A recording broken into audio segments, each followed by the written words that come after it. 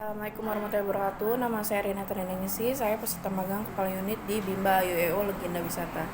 Sini saya akan menjelaskan apa yang dimaksud dengan kegiatan bermain baca-bacaan. Permainan baca-bacaan yaitu adalah motivator mengarahkan anak agar bermain baca-bacaan, mengenal huruf dengan syarat berparadigma Bimba yang syaratnya dengan menyenangkan, dengan cara yang menyenangkan. Jadi bagaimana caranya anak bermain baca-bacaan tidak merasa terpaksa, tidak merasa bosan.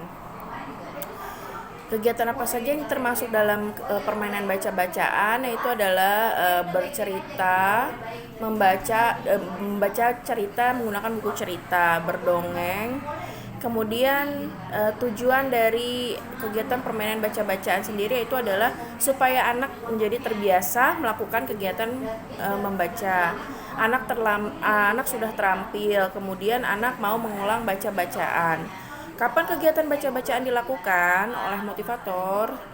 Sesering mungkin motivator mengarahkan anak untuk bermain baca-bacaan. Mengapa kegiatan baca-bacaan menjadi prioritas utama? Karena permainan kegiatan baca-bacaan merupakan tujuan utama dari Bimba agar anak terampil dan terbiasa untuk mau membaca dengan cara yang menyenangkan tentunya. Bagaimana cara motivator mengevaluasi kegiatan bermain baca-bacaan ini? Caranya itulah melihat afeksi si anak. Apakah anak sudah merasa senang atau anak tidak merasa senang, atau anak suka atau tidak merasa suka ketika kegiatan bermain baca-bacaan tersebut.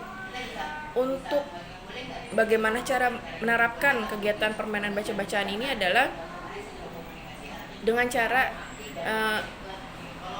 menyadari tujuan utama kita adalah bahagia dan selalu ingin belajar dan berbuat baik. Kita membimbakan anak dengan cara yang menyenangkan, memegang teguh paradigma Bimba. Kemudian apa dampaknya jika motivator tidak menerapkan permainan baca-bacaan? Motivator jika tidak menerapkan, yaitu adalah anak akan merasa terpaksa ketika bermain baca-bacaan. Kemudian anak tidak semangat, anak tidak antusias, anak tidak mau mengulang kembali permainan baca-bacaan tersebut. Apa yang dimaksud dengan teori jam bandul? Teori jam bandul adalah teori yang bersifat bergerak dari kanan ke kiri, dari samping dan kembali lagi ke tengah. Teori ini mempunyai contoh kegiatannya itu adalah bermain baca-bacaan. Bermain baca-bacaan ini menjadi kegiatan prioritas utama di Bimba IWO. Kemudian apa tujuan penerapan teori bandul? Tujuannya adalah agar anak terbiasa mengulang, kemudian anak terampil bermain baca-bacaan bersama-sama dengan cara yang menyenangkan. Yang ketiga, kapan motivator menerapkan teori jam bandul? Yaitu dengan cara ketika sedang melakukan kegiatan baca-bacaan,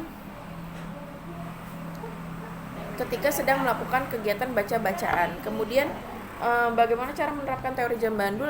Yaitu adalah motivator pertama mengarahkan anak bermain baca-bacaan bersama-sama dengan cara yang menyenangkan sesuai kemampuan si anak masing-masing. Motivator membimbing untuk melakukan kegiatan selingan dengan durasi yang tidak terlalu lama. Jadi kita prioritas di kegiatan baca-bacaan tersebut.